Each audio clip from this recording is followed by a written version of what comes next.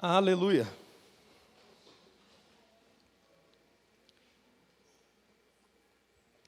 Gente de Deus, boa noite, paz seja com todos. Abra a palavra do Senhor no Evangelho de 1 João, no livro de 1 João. A quem estava na escola bíblica, nós vamos finalizar aquilo que nós estávamos falando na escola bíblica, porque eu acredito que a gente não vai finalizar na próxima semana, então vamos finalizar hoje. As marcas de nascença do verdadeiro cristão. As marcas de nascença do verdadeiro cristão. 1 de João, capítulo 5, versos 1, 2, 3, 4 e 5. As marcas de nascença do verdadeiro crente. Nós falávamos aqui na escola bíblica que é terrível esse negócio da falsificação. Lembra disso? Quem estava na escola bíblica aqui, levante sua mão. Como é duro esse império da falsificação, não é verdade? É levar gato por lebre. A indústria da falsificação cresce por alguns motivos muito simples. Tudo que é falso é mais barato. É por isso que vende. Tudo que é falso é mais barato, então é mais fácil de se obter. E como a gente vive numa sociedade que não está disposta a pagar o preço elevado ou o preço justo pelas coisas, a gente observa que o império da falsificação vai crescendo, inclusive na área da fé. Existem os verdadeiros crentes e os falsos, os verdadeiros pastores e os falsos, os originais e os falsos. Existem o verdadeiro evangelho e o falso evangelho. Na verdade, evangelho só existe um verdadeiro, que é o evangelho da palavra de Deus. Qual é o evangelho? Jesus veio ao mundo por intermédio de Deus, porque Deus amou o mundo de tal maneira que deu o seu único filho para que todo aquele que nele creia não pereça, mas tenha vida eterna. Isso é boa nova, ou seja, Jesus veio para a salvação da nossa vida. Alguém recebe isso para dizer graças a Deus? Jesus declarou sobre si mesmo: eu não vim trazer condenação, eu vim trazer a salvação. Quem não crê em mim já está condenado, diz o Senhor Jesus. As minhas palavras o condenam, mas isso não é para nós que cremos em nome de Jesus. Existem algumas marcas do verdadeiro nascido de novo. O verdadeiro nascido de novo tem algumas marcas, e o Evangelho de João, na verdade a Epístola de João, da primeira Epístola de João, capítulo 5, é o ponto de partida. Eu vou concluir. A gente começou na escola bíblica, eu vou revisar alguns pontos e nós vamos terminar hoje em nome de Jesus. 1 de João, capítulo 5, verso 1. Todo aquele que crê que Jesus é o Cristo é nascido de Deus. E todo aquele que ama o Pai, ama também ao que dele foi gerado. Assim sabemos que amamos os filhos de Deus, amando a Deus e obedecendo aos seus mandamentos. Porque nisto consiste o amor de Deus, obedecer aos seus mandamentos. E os seus mandamentos não são pesados. O que é nascido de Deus vence o mundo. E esta é a vitória que vence o mundo, a nossa fé.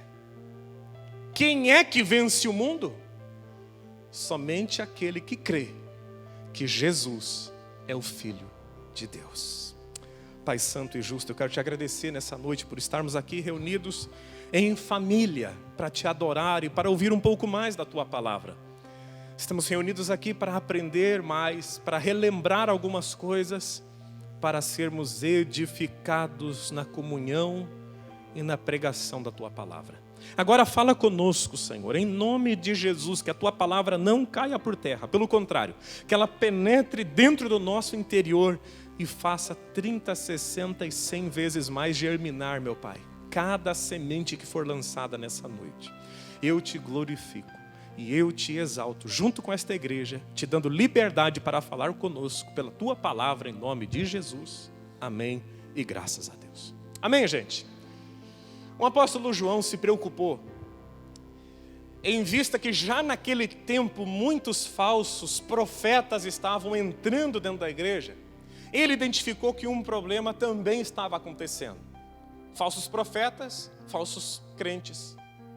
E ele quis nesse livro aqui, a primeira epístola de João, um dos temas que ele aborda com muita clareza são os verdadeiros e os falsos crentes. Se é verdadeiro crente, vai ser no futuro, se Deus levantar, um verdadeiro pastor, um verdadeiro profeta. Se for um falso crente, no futuro poderá se tornar um falso pastor, um falso profeta. Ele vai dizer algumas marcas. Primeiro, capítulo 2, verso 29, ele declara: o verdadeiro nascido de novo não vive na prática do pecado. É impossível. Se sabeis que ele é justo, sabeis que aquele que pratica a justiça é nascido dele. Quem é nascido de novo, ele pratica a justiça. Ele pratica a justiça. Diga assim: o verdadeiro nascido de Deus pratica a justiça.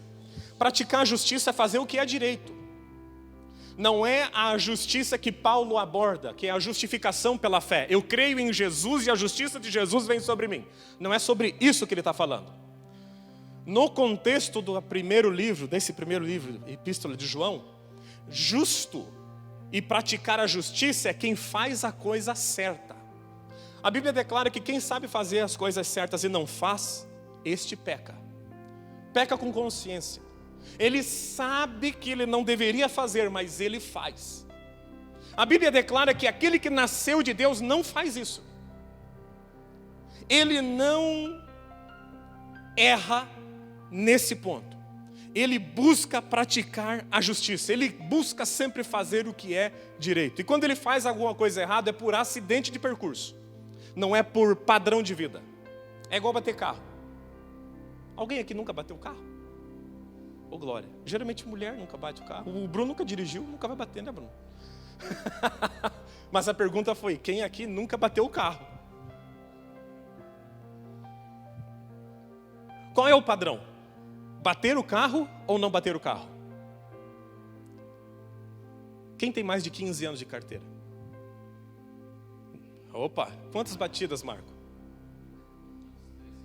3 batidas em 15 anos de moto, mais de 15 anos. 50? 50 anos com a carteira de motorista? Uau. 49. 49, tudo bem, ufa. 49, você bateu 3 vezes. 4. Então não é padrão. Vamos pegar por amostragem.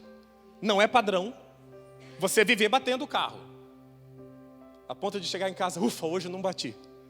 Se você faz isso, tira a carteira de novo, vai com calma, estuda mais a questão do trânsito. Mas a questão é a seguinte: em 49 anos ele bateu 4. Certamente não é o padrão. Assim como o pecado, ou fazer o que é errado, não é padrão para nós. Agora eu digo, ele bateu o carro 4 vezes. Eventualmente, não sendo mesmo o padrão, a gente faz o que não é certo. O que o apóstolo João está dizendo? Quem é nascido de Deus, a prática comum dele é fazer o que é direito. Ele é inclinado para fazer o que é certo, não para fazer o que é errado mais. Ele nasceu de novo. Nisto são manifestos os filhos de Deus e os filhos do diabo, diz ele no capítulo 3, verso 10. Qualquer que não pratica o que é justo e não ama o seu irmão, não é de Deus. Olha que simples. Aquele que vive fazendo a prática do pecado, ele pode tomar ceia, ele pode vir na igreja, mas se ele não pratica a justiça, não adianta. Praticar a justiça e não viver na prática do pecado são 2 coisas diferentes. E nisso muitas pessoas erram. Porque algumas pessoas amam o que é justo, mas não odeiam o pecado. E aí é um problema sério. É o problema de você amar o que é certo, mas não condenar o que é errado. É como se fosse assim, ó. Eu amo muito fazer o que é certo, mas eu também não ligo se as coisas estão erradas ao meu redor. A junção dessas 2 coisas vai causar esfriamento espiritual. Isso eu não falei na escola bíblica, estou falando agora. A junção de eu amar o que é bom e ao mesmo tempo não aborrecer o que é mal é uma marca que o apóstolo João escreve que Jesus narrou para ele em Apocalipse é morno. Ele junta duas coisas. Ele não é nem 100% aqui, nem 100% aqui. Ele ama a justiça, mas o mal não incomoda muito ele. Afinal de contas, ele não dá bola para isso. Ele junta. Não viver na prática do pecado e aborrecer o pecado é justamente uma marca dos filhos de Deus. Só avisando quem estava na escola bíblica. A partir de agora, a gente continua. Outra marca que é simples nesses homens que são nascidos de Deus. Eles amam outros crentes. Amados, amemo-nos. Se você está anotando, 1 João capítulo 4, verso 7. Amemo-nos uns aos outros. Porque o amor é de Deus. E qualquer que ama é nascido de Deus e conhece a Deus. Quem não ama o seu irmão não é verdadeiramente nascido de novo. Quem está falando isso sou eu? Não. Quem está falando isso é o apóstolo João. Quem não ama o próximo, o seu irmão, aqui no contexto é irmão de fé. Jesus diz que a gente tem que abençoar os outros, a mesmo até amar os nossos inimigos. Não é o tema que o apóstolo está tratando aqui, mas também serve. Ele começa dizendo algo dentro da igreja: amemo-nos uns aos outros. Diga assim: eu tenho que amar. Aquele que não ama, não é de Deus. Ponto. Ele pratica o que é justo, ele aborrece o que é ruim, o que é mal, o que é injusto, e ele ama o seu irmão. Isso é uma consequência natural daquele que está na luz. Capítulo 2. Aquele que ama o seu irmão está na luz, e nele não há escândalo. Quem vive na luz ama seu irmão. Quem ama o seu irmão vive na luz. Para o apóstolo João tudo é a mesma coisa. Porque para ele é inconcebível alguém estar na luz e não amar o seu irmão. É impossível alguém amar e não estar na luz. Para ele é a mesma coisa. Significa também o amar, o estar em amor, significa algo um pouco mais profundo do que unicamente amar o irmão. Significa apartar-se do mundo definitivamente. Olha o que ele vai dizer no capítulo 2, verso 15. Não ameis o mundo, nem o que há no mundo. Se alguém ama o mundo, o amor do Pai não está nele. O livro de 1 João, eu gosto muito desse livro, porque ele trabalha contrastes o tempo inteiro. Quem ama, não vive no pecado. Quem ama, pratica a justiça. Quem ama, aborrece o pecado. Quem é nascido de Deus, vive fora da prática do pecado. E ele vai dizer aqui, quem ama o mundo, não tem o amor de Deus. Não dá para você, ou eu, ou qualquer pessoa que é crente verdadeiro, amar o mundo e amar a Deus ao mesmo tempo. E ele vai dizer o que é o mundo. Porque tudo que há no mundo, a concupiscência da carne, a concupiscência dos olhos e a soberba da vida, não pertence ao Pai, mas pertence ao mundo. E o mundo passa, e a sua concupiscência também. Mas aquele que faz a vontade de Deus permanece para sempre. Quem recebe, diga graças a Deus. O que é o mundo? Traduzindo, essa palavra concupiscência a gente nem usa mais. É desejo exacerbado. É um desejo muito grande. Do quê? 3 coisas. Da carne. É a busca incessante pelo prazer físico. Quem é nascido de Deus não vive em função de sentir prazer. É o que ele está falando, não é o que eu estou falando. Eu estou reproduzindo o que o texto está dizendo só. Quem ama a Deus, é nascido de Deus, não vive em função do prazer físico. Ter prazer físico é bom. Por isso que a gente come bastante. Porque a gente associa comida com prazer, e é gostoso comer. mas a gente não vive em função do prazer físico, ou não deveria. A pessoa que vive em função do prazer físico, do culto ao corpo, do desejo do corpo perfeito, da busca sempre por isso, do prazer físico e imediato, custe o que custar. Essa pessoa pode fazer o que quiser. Ela pode dizer que ela é filha de Deus, ela pode dizer que ela é pastora de igreja, que é pastor de igreja, mas ela não é nascida de Deus, ela não pertence ao Senhor. Uma vez eu estava vendo uma reportagem bizarríssima de uma mulher que se dizia crente, ela dizia que ela amava Jesus, mas o trabalho dela era um trabalho um pouco incomum, ela dizia. Era fazer filmes pornográficos. Mas ao mesmo tempo ela amava Jesus, o nome dela é Gretchen. Eu estou falando o nome dela porque ela falou publicamente, ela não escondeu de ninguém, foi na televisão e falou isso. Então se ela falou na televisão não é particular. Aquilo que se escreve no Facebook, que você fala na televisão não é particular, não é verdade? Há como? Há como isso acontecer? Não.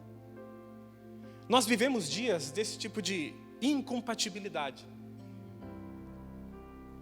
Uma vez, nem no começo da nossa igreja, isso eu conto faz tempo, vocês conhecem a história. Eu fui orar numa casa e tinha um rapaz que frequentava de vez em quando a igreja, e ele dizia que amava Jesus, só que ele tinha um problema. Ele era traficante de drogas. Era o trabalho dele, segundo ele. E aí um dia eu fui orar na casa da mãe dele e ele me pediu uma carona, falou que era de Deus eu estar ali. Eu falei, mas por que de Deus eu estar aqui? Porque o pastor precisa de uma carona. Por quê? Porque eu vou acertar um rapaz que comprou e não pagou. Eu vou matar ele, o que o senhor acha? Ele falou de verdade isso. Na época que eu tinha aquele Uno, que ele entrou no carro e falou assim, o que você acha? Você acha que eu devo dar uma facada? Ou que eu devo dar um tiro? Por Deus está no céu, ele falou isso para mim. Eu falei, irmão, pelo amor de Deus, irmão, chamei de irmão. Eu falei, irmão, não faz isso, não faz isso. Imagine, olha, você vai complicar minha vida se você fizer isso, vocês vão saber que você estava no meu carro, você entrou aqui pedindo uma carona, eu não sabia que você ia matar a pessoa.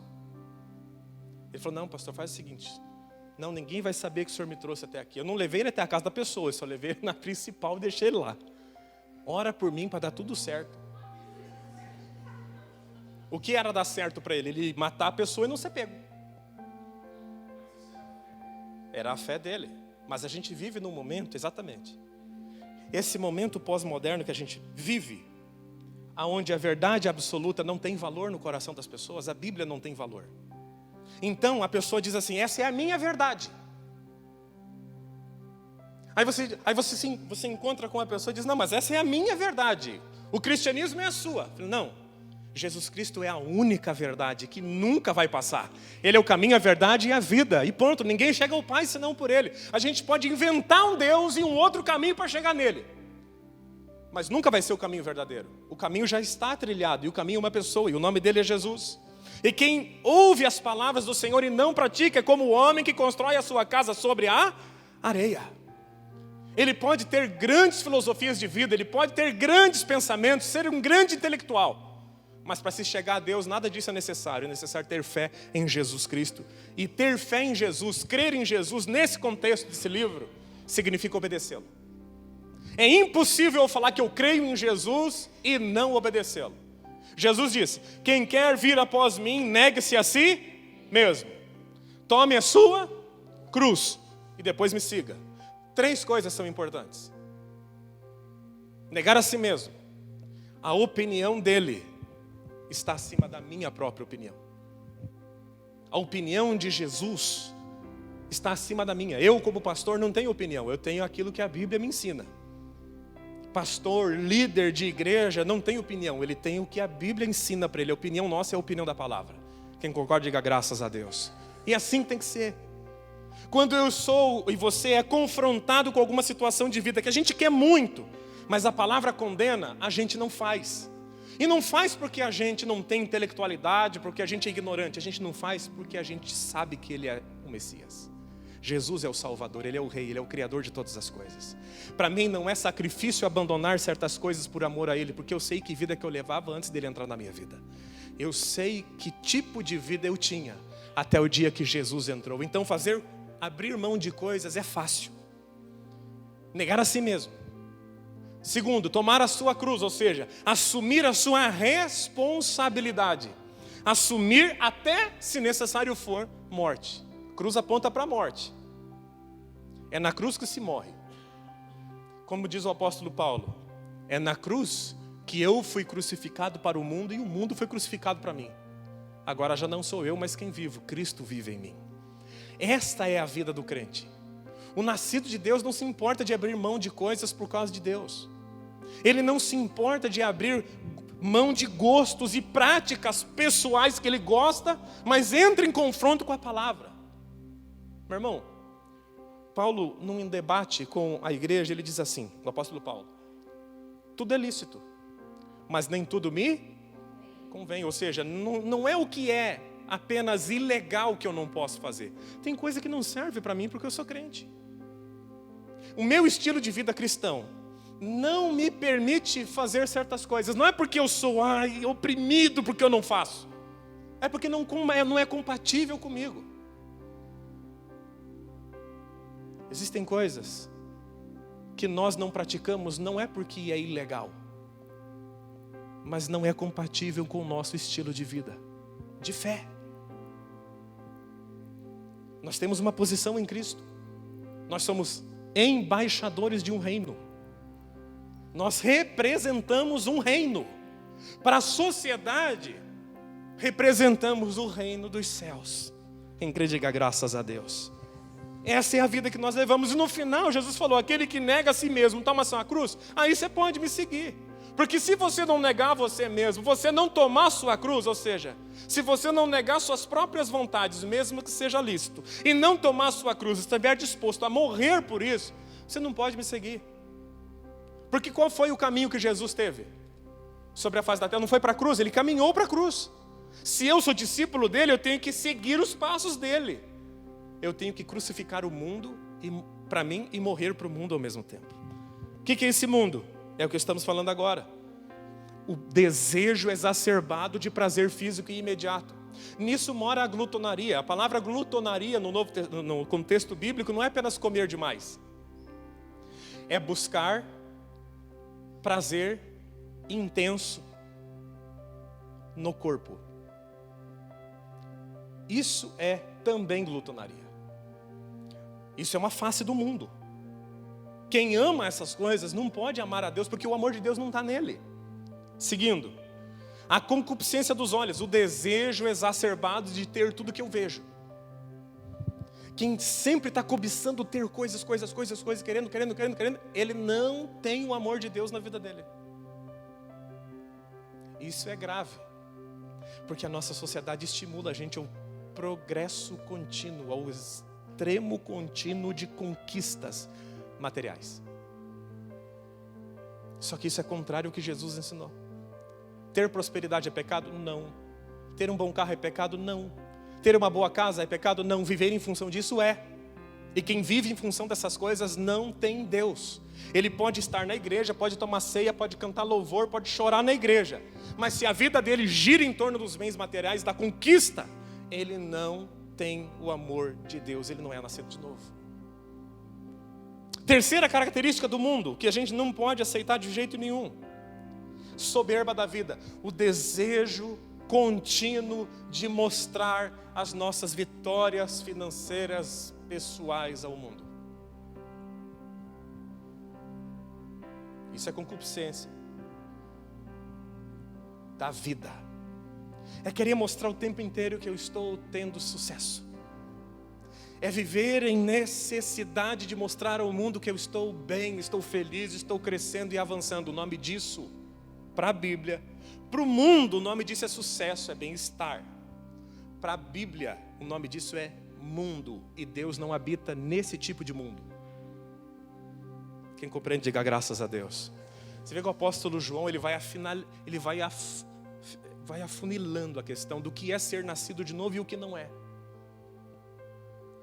É por isso que eu não consigo entender certas coisas que acontecem no meio cristão evangélico brasileiro.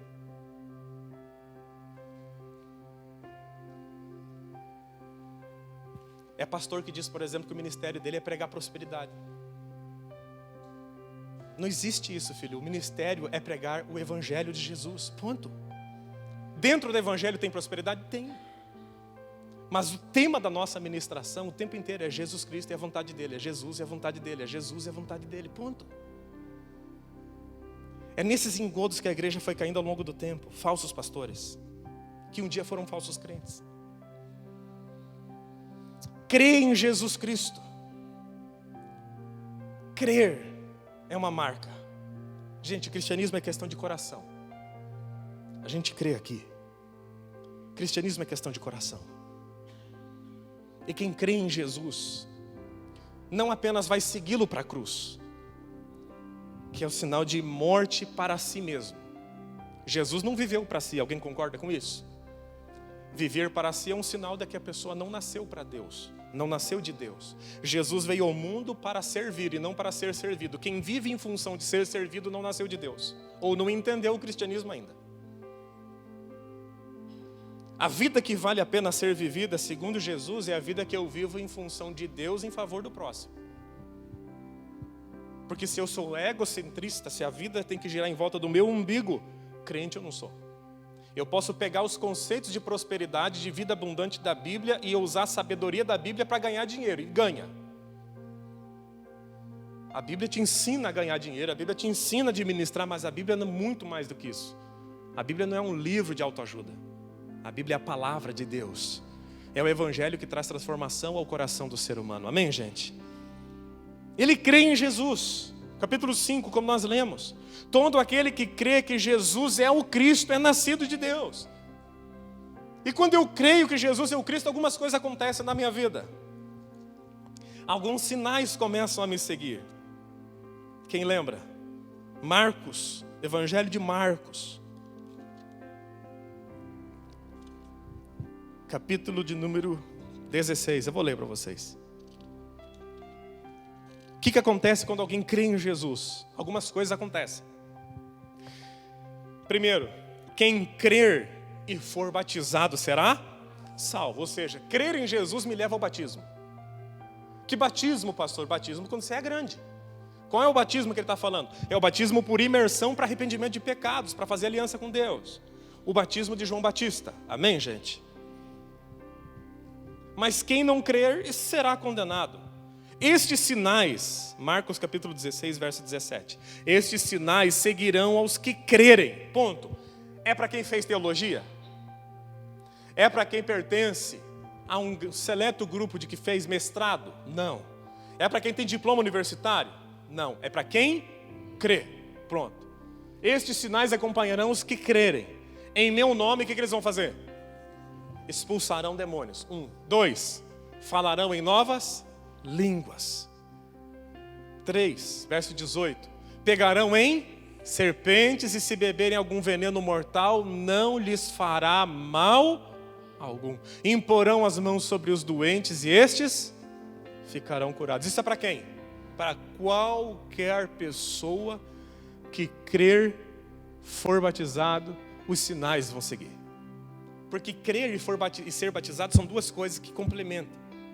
Não tem, é a mesma coisa assim, ó. Você já comprou bolacha recheada que não tinha recheio? Não existe. Bolacha recheada tem recheio. Quem crê é batizado. É mais ou menos a mesma coisa. Ou seja, estou usando exemplos simples da vida. Quem crê, ele vai se batizar. Ele vai descer as águas. É impossível alguém crer e permanecer longo período sem se batizar. Ao longo do tempo ele vai se batizar. Ele não vai aguentar, porque ele crê. E quem crê se batiza. E quem crê se batiza porque faz aliança com Deus. Não é fazer aliança com a quadrangular, não é fazer aliança com a assembleia, não é fazer aliança com placa de igreja. Batismo é aliança com Jesus. Amém, gente? Quem creu, naturalmente foi batizado, é salvo. E estes sinais seguem essas pessoas. No nome de Jesus expulsarão demônios, falarão em novas línguas, pegarão nas serpentes e se beberem alguma coisa mortífera, não lhes fará dano algum. E porão as mãos sobre os enfermos e os curarão. Olha que lindo.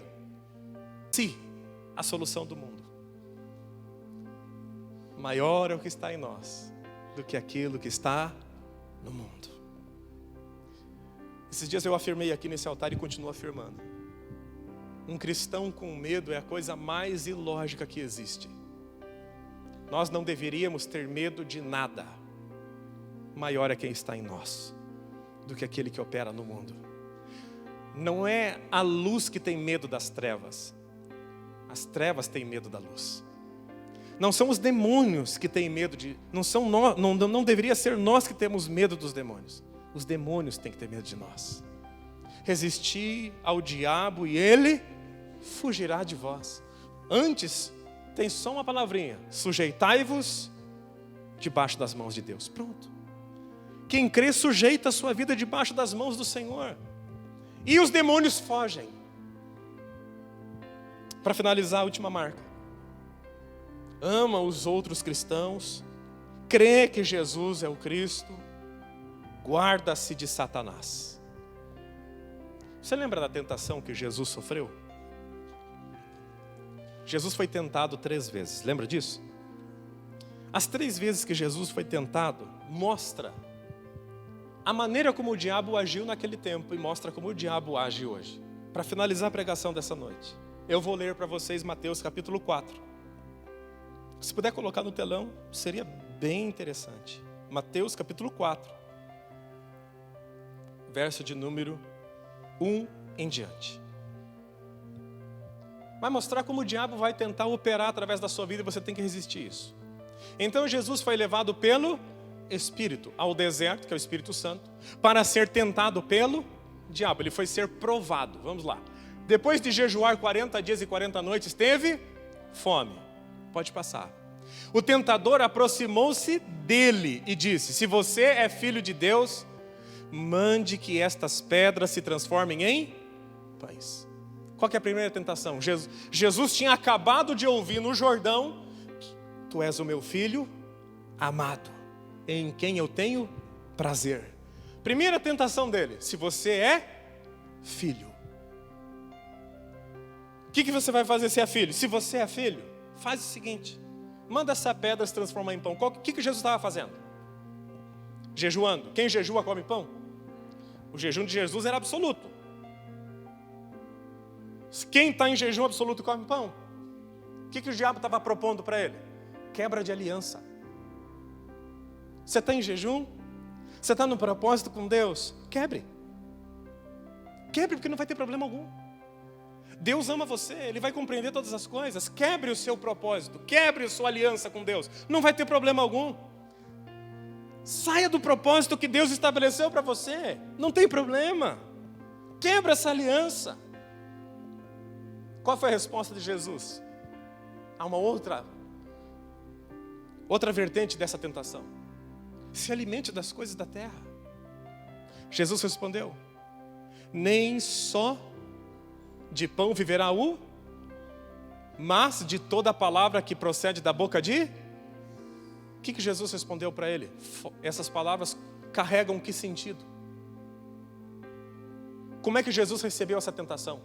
Alimente-se das coisas da terra. Que não importa, quebre a aliança com Deus, não vai ter problema nenhum. Você pode comer pão, você vai viver bem. Jesus falou assim: nem só de pão viverá o homem, mas de toda a palavra que vem da boca de Deus. Segunda tentação.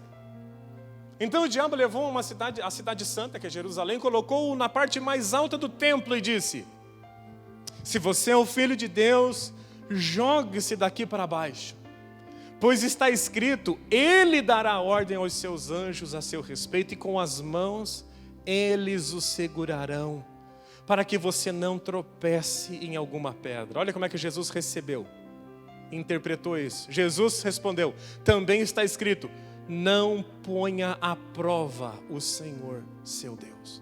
Não desafie o poder de Deus. Não coloque Deus na parede, porque Deus não aceitará isso jamais. Sabe como teu filho e o meu às vezes fazem, tentando fazer chantagem emocional para a gente? Deus recebe chantagem emocional como colocá-lo à prova. Deus não precisa provar que Ele é Deus para mim. Ele é Deus, independente se eu creia que Ele é ou não.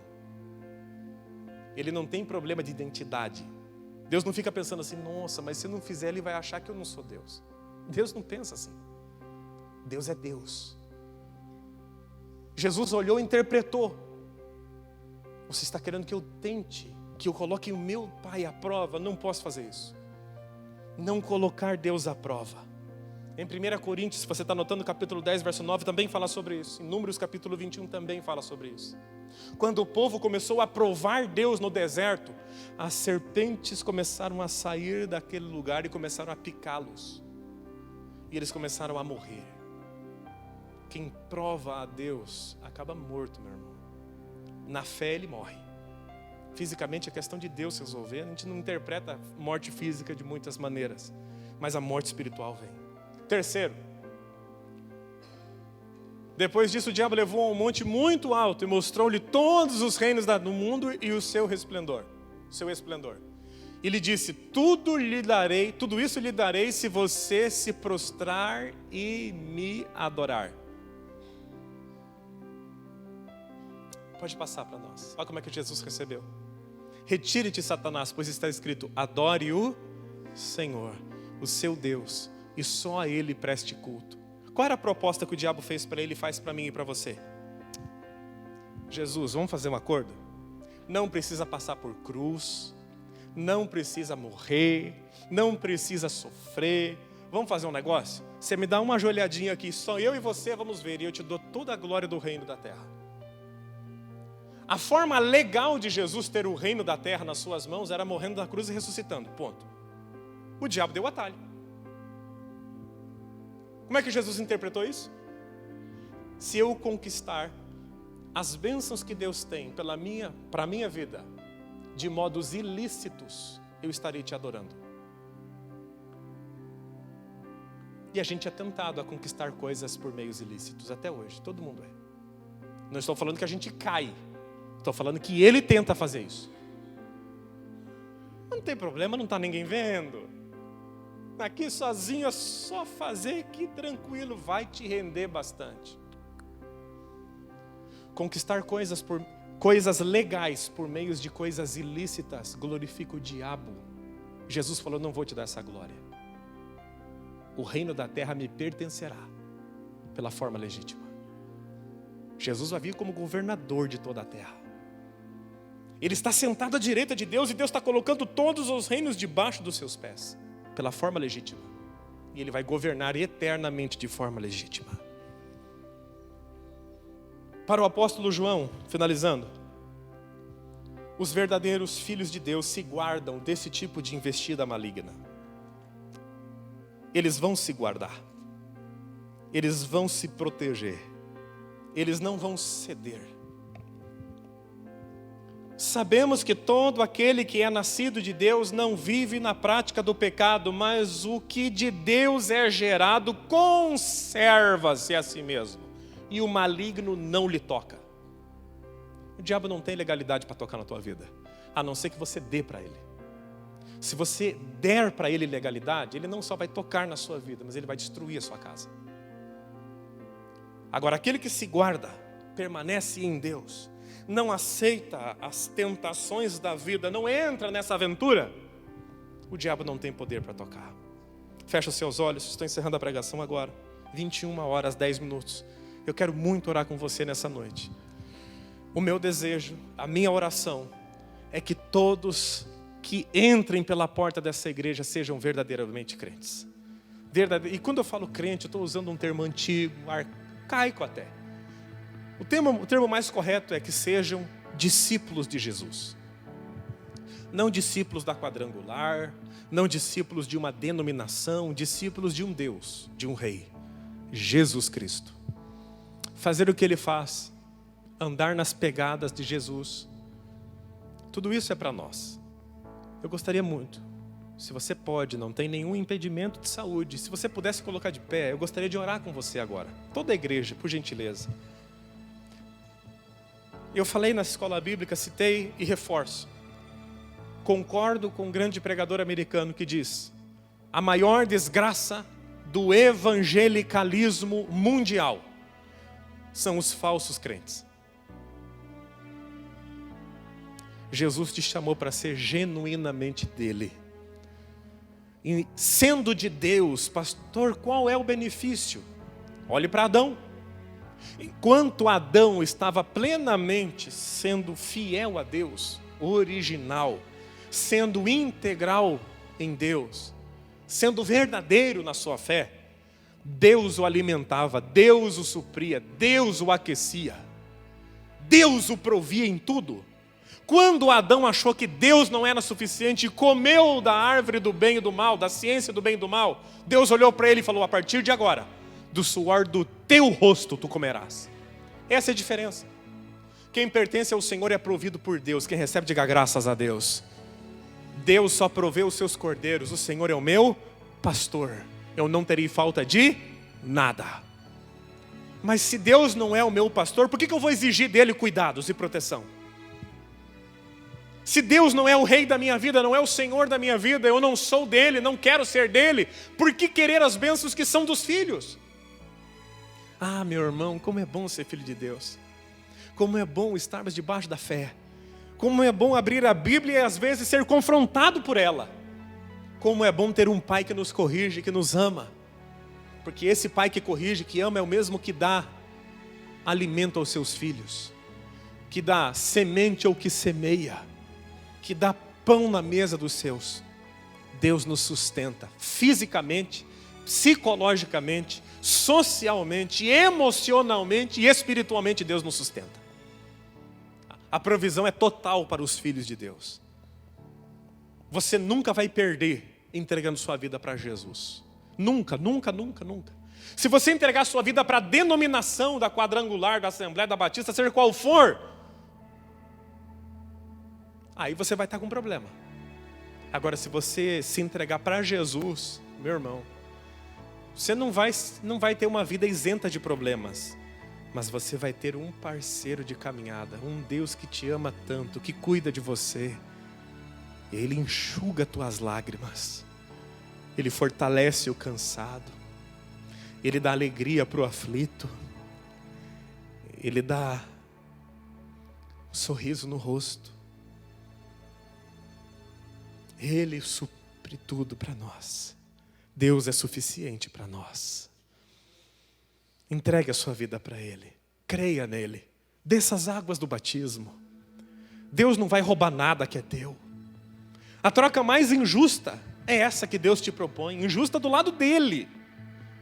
É como se Ele estivesse dizendo: entrega todo o teu lixo emocional, entrega todas as tuas mazelas, toda a pobreza espiritual, os teus pecados, você me dá. E eu te dou a minha alegria, eu te dou a minha salvação, eu te visto de vestes de louvor, eu te chamo de filho, eu cuido de você, eu abro portas que ninguém pode abrir, eu fecho portas que ninguém pode fechar, e as portas que eu abro ninguém pode fechar, e as portas que eu fechar para o diabo não entrar na tua vida, ninguém vai poder abrir. E você vai ter contentamento na vida, você vai deitar e vai ser feliz deitado, você vai acordar de manhã porque o Senhor te sustenta. E no final dessa vida, quando você fechar os seus olhos e der o último suspiro, você entra para a eternidade com Ele. Para com Cristo estar por toda a eternidade. Nunca mais vai ter choro, nem pranto, nem ranger de dentes. Ele enxugará dos nossos olhos toda lágrima. É isso que Deus te propõe, é isso que Ele me propôs. Então vamos ser de verdade filho de Deus.